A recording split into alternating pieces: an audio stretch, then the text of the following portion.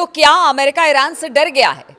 क्या जिस तरह की स्ट्रेटेजी के साथ अब ईरान पूरे दमखम के साथ चुनौती इजराइल और अमेरिका को दे रहा है, उससे अमेरिका को लग रहा है कि अब ईरान से उलझना ठीक नहीं है? नमस्कार, मैं हूं नीलू। तो देखिए, कुछ ऐसी बातें हैं, आज बहुत सारी खबरें हैं जिसको एक करके बताएंगे आपको, लेकिन बड़ी खबर आपको बता रहे हैं।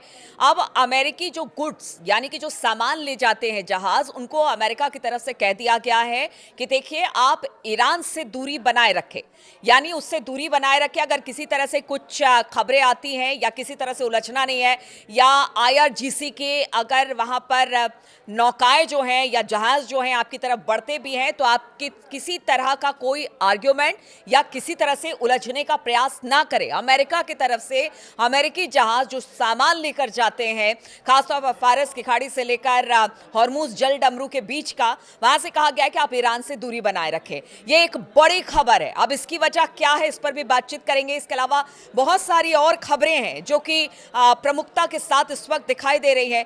तो सबसे पहली बात कि अब देखिए, ऐसा है कि बेंजामिन नेतन्याहू जो है वो अमेरिका पहुंच चुके हैं। आज ट्रंप से उनकी मुलाकात होनी है। मुलाकात इस बात को लेकर होनी है कि ईरान को लेकर क्या किया जाए। पूरी तरह से कोशिश करेगा इजराइल की वो बात मनवाए कि देखिए, अब हमला करने का सही समय ईरान पर है। लेकिन इसी बीच ईरान की तरफ से अमेरिका को आगाह किया गया है कि आप नेतन्याहू के बात में ना आए, यानी बातचीत के रास्ते पर ही आगे चले, उनके बहकावे में ना आए। इस तरह की बातें ईरान की तरफ से स्पष्ट कर दी गई है।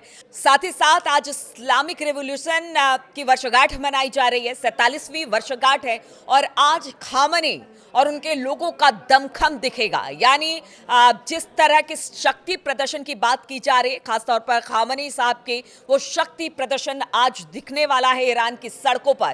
क्या ये शक्ति प्रदर्शन जो है वो बेंजामिन नेतन्याहू और ट्रंप को दिखाने की कोशिश है कि आज भी ईरान की आवाम हमारे साथ खड़ी है? तो एक शक्ति प्रदर्शन के तौर पर आज पूरे दिन इस पर भी हमारी नजर रहेगी कि किस तरह से क्या बातें ईरान की सड़कों से या फिर खामनेई साहब यहां से क्या संदेश देते हैं, उस पर भी हमारी नजर रहेगी। और इसको लेकर तमाम अपडेट्स बाद में हम आपको देंगे। लेकिन फिलहाल एक और खबर आ रही है कि देखिए, बताया जा रहा है कि जो ईरान का अल उदैद एयरबेस है उसको मिट्टी से ढक दिया गया है।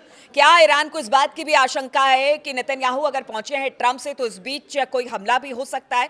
इसकी भी तैयारी कर ली गई है। अल उदैद एयरबेस को मिट्टी से ढक दिया गया। जो सैटेलाइट तस्वीरें आई हैं उसमें ये बात स्पष्ट हो रही है। साथ ही साथ कहा जा रहा है कि कतर में जो मिसाइल लोड होने की खबर सामने आ रही है, जिसमें अमेरिका का जो पेट्रियाट मिसाइल है उसको अब देखिए बताया जा रहा है कि वो ट्रक में जो लॉन्चर्स होते हैं, ट्रक लॉन्चर्स, उस पर मूव किया जा रहा है, उस पर रखा जा रहा है ताकि जल्द से जल्द इसको कहीं भी मूव किया जा सके। तो ये 2-3 बातें हैं जो कि बेंजामिन नेतन्याहू के ट्रंप से मिलने के बाद ये सब खबर आ रही है कि देखिए, अपनी अपनी तैयारी, चाहे वो ईरान हो या फिर अमेरिका हो, उनके एयर बेसेस हो, वो सब कर रहे हैं। लेकिन बातचीत का रास्ता हम इसलिए कह रहे हैं क्योंकि आज दूसरे दौर की बातचीत के लिए बताया जा रहा है कि ईरान में जो सबसे करीबी अली खामनेई साहब के माने जाते हैं, यानी कि अली लारिजानी, वो पहुंच चुके हैं ओमान यानी मस्कट। और बताया जा रहा है कि अगर अली लारिजानी वहां जा रहे हैं, लारिजानी का जाना एक बहुत बड़ी बात होती है क्योंकि हमेशा से अमेरिका और ईरान के बीच वो मध्यस्थता करते रहे हैं। सबसे ज़्यादा वो अली खामनेई के करीबी माने जाते हैं और कहते हैं कि उनको हर एक रिपोर्ट, अली लारिजानी जो हैं वो हर एक बात खामनेई से शेयर करते हैं और बड़े गुप्त तरीके से खामनेई साहब को उन पर बड़ा भरोसा है। तो अब वो ओमान यानी कि मस्कट में पहुंच चुके हैं और कहा जा रहा है कुछ फॉर्मूले के साथ अली लारिजानी पहुंचे हैं। अब ये फॉर्मूला क्या है? क्या बातचीत से समस्या का हल हो जाएगा? क्योंकि जैसे शुरुआत में ही हमने आपको बोला, अमेरिका नहीं चाहता कि किसी तरह का युद्ध हो। इजराइल दबाव बनाने की कोशिश कर रहा है। ईरान कह रहा है कि आप इजराइल के दबाव में, नेतन्याहू के दबाव में ना आए। इधर अमेरिका कह रहा है कि हमारे जो मालवाहक जहाज हैं वो ईरान की सीमा के पास ना जाए। अगर आईआरजीसी की कोई बोट आती दिखाई देती है तो उससे बहुत ज़्यादा आप लड़ाई झगड़ा ना करें, उनकी बात सुने और वहाँ से दूर हट जाए। तो इसे क्या माना जाए? क्या अमेरिका अब इस बात के लिए तैयार हो गया है कि ठीक है, बातचीत का रास्ता ही अख्तियार किया जाए, क्योंकि ये समय जो है वो सही नहीं है। कुछ बातों पर निगोशिएट करने की बात सामने आ रही है। अगर लारीजानी वहां पहुंचते हैं, लारीजानी के पहुंचने के बाद कहा यह जा रहा है कुछ फॉर्मूले के साथ पहुंचते हैं। उस फॉर्मूले में ये कहा जा रहा है कि देखिए 60 to 80% यूरेनियम का इनरिचमेंट हो चुका है। ईरान कभी भी परमाणु परीक्षण कर सकता है। ऐसे में हो सकता है कि इस पर कुछ निगोशिएट हो, क्योंकि देखिए लंबी दूरी की मिसाइलों की प्रोटेक्शन के लिए तो लगातार ईरान ने कह दिया कि इस पर बातचीत नहीं होगी, लेकिन हो सकता है कि कोई बीच का रास्ता इस पर निकाला जाए। जहां तक बात इजराइल की है, इजराइल कह रहा है कि अस्तित्व का संकट हमारे ऊपर है। हमला अगर ईरान करता है तो उस दौरान सबसे ज्यादा नुकसान इजराइल को होगा। अरब देश दो खेमों में इस वक्त बटा हुआ है। अरब देश में से कुछ ये कह रहे हैं कि देखिए बहुत ज्यादा नुकसान होगा, इसलिए अभी सही समय नहीं है। अरब देश के जितने भी अमेरिकी बेसेस थे अरब देशों में, कुछ जगह पर कतर हो गया, जॉर्डन हो गया। जॉर्डन में हमने देखा है कि बहुत ज़्यादा अभी भी डिप्लॉयमेंट्स अमेरिकी सेना के हो रहे हैं, लेकिन इसके अलावा कतर हो गया, सऊदी अरब हो गया, इन्होंने अपनी धरती देने से इनकार कर दिया है। अब ऐसे तमाम सिचुएशन की बात की जाए, और हाँ, एक बात बताना मैं आपको भूल गई।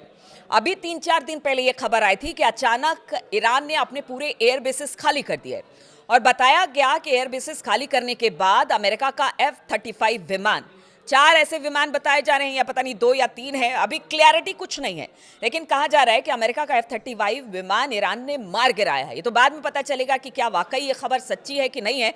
लेकिन इस खबर के बाद ट्रंप बैकफुट पर आ गए, और ट्रंप अब इंतजार कर रहे हैं कि क्या हमने ईरान को कम आका। वेनेजुएला में जो उन्होंने सैन्य कार्रवाई की और वहां के राष्ट्रपति को पकड़कर अपने साथ अमेरिका लेकर गए, ईरान के साथ ऐसा नहीं होगा। इसलिए अब ईरान की शक्ति को परखने का वक्त है। बातचीत एक तरफ हो रही है, कूटनीतिक बातचीत है, बातचीत से ही हल के रास्ते पर आगे बढ़ने की तैयारियां अमेरिका कर रहा है, क्योंकि अमेरिका के लिए भी सही नहीं है। ट्रंप के लिए लोग कहते हैं कि पहले अमेरिका किसी भी बात को करने से पहले बड़ा सोचता था, अपने थिंक टैंकों के साथ बैठता था, लेकिन अब तो ऐसा है कि ट्रंप के साथ कि वो पहले करते हैं, उसके बाद में सोचते हैं कि करना क्या है। वेनेजुएला के साथ ऐसा ही हुआ है। अब ये कहा जा रहा है कि देखिए कहीं ऐसा तो नहीं कि अगर ईरान पे इजराइल के कहने पर हमला कर दे, उसके बाद क्या वहां से प्रतिक्रिया आती है, इस बात का अंदाजा जो अमेरिका के बुद्धिजीवी है वो भी लगा रहे हैं। इसलिए सब यही कह रहे हैं कि नहीं, बातचीत का रास्ता ही अख्तियार किया जाए, और ये बातचीत का रास्ता ईरान और अमेरिका दोनों के लिए सही है, भले ही इजराइल क्यों ना प्रेशराइज करे आपको। तो ऐसे में अब ट्रंप ये चाहते हैं कि नहीं, बातचीत के रास्ते से आगे बढ़ा जाए। और अली लारीजानी का अगर ओमान जाना हो रहा है, वो वहां पर किसी फॉर्मूले के साथ जा रहे हैं। ईरान ने भी कह दिया है ट्रंप को कि दबाव में ना आए, तो देखना होगा कि अली लारीजानी का वो फॉर्मूला क्या है। और अगर इनकेस बातचीत नहीं होती है या बातचीत नहीं बनती है, देखिए अभी ये तो 3-4 दौर तक तो ये बातचीत जाएगी, भले कितना सकारात्मक होगा, कितना सही दिशा में आगे बढ़ेगा, माना जाएगा नहीं माना जाएगा एक दूसरे की शर्तों का, ये तो आगे आने वाला समय बताएगा। लेकिन कहा जा रहा है कि टॉक्स होंगे, यानी पीस की बात होगी, यहाँ पर लड़ाई की बात अभी नहीं होगी, भले ही इजराइल कितना भी दबाव बनाए। लेकिन इस बीच ये भी खबर है कि अगर नेतन्याहू दबाव बनाने में कामयाब रहते हैं तो क्या इजराइल पहले हमला करता है, अमेरिका उसके पीछे जाएगा, क्या ये सब चीजें होगी? क्योंकि ना तो अमेरिका और खासतौर पर ट्रंप के मूड का कोई भरोसा नहीं कि कब वो क्या कर दे। जिस तरह से लगातार अरब देशों में, उसके आसपास के इलाकों में अमेरिकी एयर बेसेस हैं, उन पर डिप्लॉयमेंट्स बढ़ाए जा रहे हैं, लेकिन साथ ही साथ अमेरिका ये भी कह रहा है कि ईरान की सीमा पर जहाज ना जाए, जहाज ना पहुंचे, उनको वहां से दूर रहने के लिए कहा जा रहा है। तो इसके क्या मायने निकल सकते हैं? दो तरह की बातें ये अमेरिका कर रहा है, सैंक्शन भी लगाता है, बात ये भी करता है कि वहां तक जहाज ना जाए, फिर धमकी भी देता है कि देखिए इसका खामियाजा आपको भुगतना पड़ेगा ईरान को। अब देखिए बातचीत के मंच पर तो बैठ गए, दूसरे दौर की बातचीत में अली लारीजानी पहुंच गए हैं, फॉर्मूले के साथ पहुंचे हैं, और इस बार ईरान निगोशिएट करने के मूड में है, और इस कंडीशन में भी है कि वो निगोशिएट कर लेगा, क्योंकि पीछे जितनी भी बातें मैंने बताई है वो ईरान के ही पक्ष में जा रही है। अमेरिका और इजराइल इस वक्त बैकफुट पर दिखाई दे रहा है, क्योंकि नुकसान बहुत ज्यादा होने वाला है। सिर्फ ईरान को नहीं, ईरान को तो जो नुकसान होगा चलिए ठीक है, उसके झेलने के लिए वो तैयार हैं, उसके लिए हमला करेंगे, लेकिन इजराइल को, अमेरिका को, अरब देशों को, सबको नुकसान का खामियाजा उठाना पड़ेगा। इसलिए टॉक्स ही सबसे बड़ा हथियार इस वक्त दिखाई दे रहा है। अब देखना होगा कि जब नेतन्याहू और ट्रंप के बीच जो बातचीत हुई है, सामने आती है उसमें क्या है, क्या दबाव बनाने में नेतन्याहू ट्रंप पर कामयाब होते हैं, क्या हमला होगा, या लगता है अमेरिका को नहीं, अभी बातचीत ही करेंगे। पहले हम सामने वाली की ताकत को भांप तो लें, उसके बाद आगे देखा जाएगा क्या होगा, क्योंकि ईरान की ताकत को अब अमेरिका और इजराइल भी मान रहा है।